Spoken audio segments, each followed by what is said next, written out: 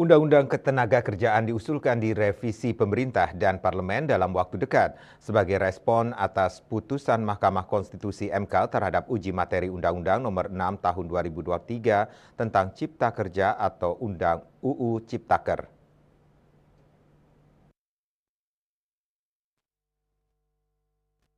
Menteri Hukum Supratman Andi Aktas mengatakan usulan revisi tersebut seiring dengan komitmen pemerintah yang akan taat dengan putusan MK.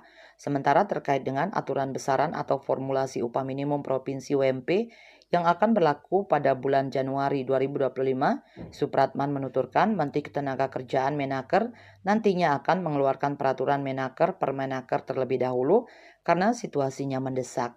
Dengan begitu untuk aturan UMP pada tahun depan tidak akan menunggu revisi Undang-Undang Ketenagakerjaan yang akan diusulkan.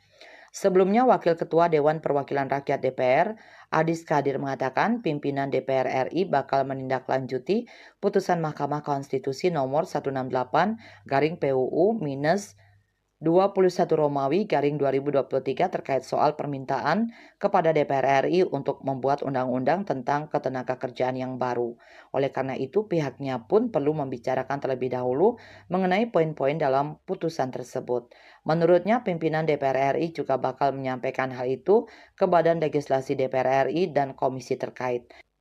Selain itu, permintaan untuk pembentukan undang-undang tersebut juga perlu mempertimbangkan terhadap program pemerintah yang baru di bawah kepemimpinan Presiden Prabowo Subianto.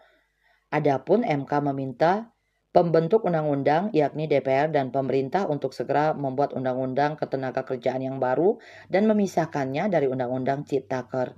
MK memberi waktu maksimal 2 tahun kepada pembentuk undang-undang untuk merampungkan undang-undang ketenagakerjaan yang baru.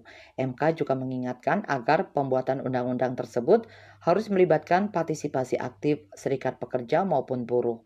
Dalam putusan MK menegaskan bahwa setiap pemberi kerja wajib mengutamakan penggunaan tenaga kerja Indonesia daripada tenaga kerja asing TKA di semua jenis jabatan yang tersedia. Selain itu, jangka waktu dalam perjanjian kerja waktu tertentu PKWT tidak boleh melebihi 5 tahun, termasuk jika terdapat perpanjangan. KMB Bali Pos melaporkan.